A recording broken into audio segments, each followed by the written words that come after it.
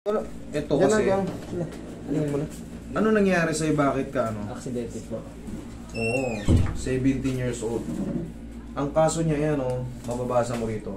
A complete inferiority displays in overriding fracture involving the middle third of the right clavicle. Ayan, putol. Putol yan. Ayan. Idol, pwede mo ang gantong, ang mangyayari lang yan, pwede mong ipa-opera, pwedeng hindi.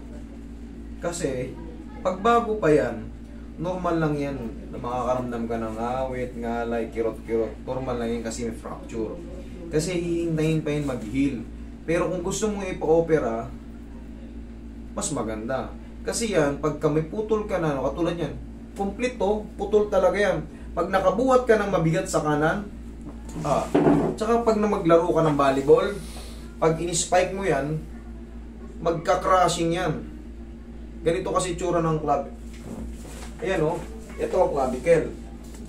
Pag in-spike mo yan, putol yan dito, magka-crushing yan dito. Pati itong mga to, mapapatid yan yung tinatawag natin torn conoid, yung conoid natin. Ito yung conoid ligament, tsaka yung trapezoid. Mapapatid pa yan pagka pinersa mo. Ang kailangan yan, magkaroon ng titanium plate.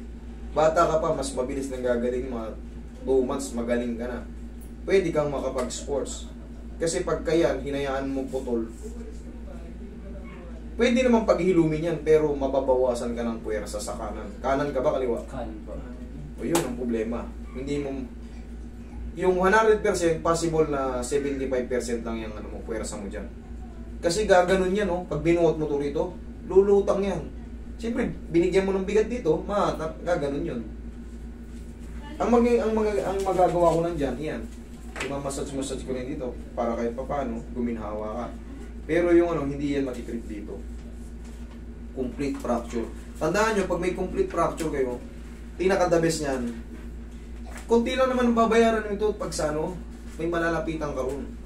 Kunyari, mag-bill ka nito ng mag-bill ka ng, kasi titanium plate ang mahal Paglapit mo sa mga sakit, tsaka yung sa PCSO, ang babayaran na lang doon, mga 5,000. Yung bill mo 60,000, bayar. Pinakamataas ay 10,000. Pero at least, pag may bakal ka na rito, hindi naman masakit yun Hindi naman yun makaka-apekto sa'yo. Wala, normal, magiging malakas ka. Oo, kasi pag yan, hindi mo pina-opera, idol, wala. Sabi ko nga sa'yo, 75% lang ng lakas mo makakabalik dyan. Kasi putol talaga siya. Kitang-kita mo naman Ayan opinion. Kumbaga, second opinion mo kasi galing ka ng ospital, di ba? Sinabi sa'yo ng ospital, ooperahan ka. Hindi pa po, pero pinapapunta po ko sa ortho po.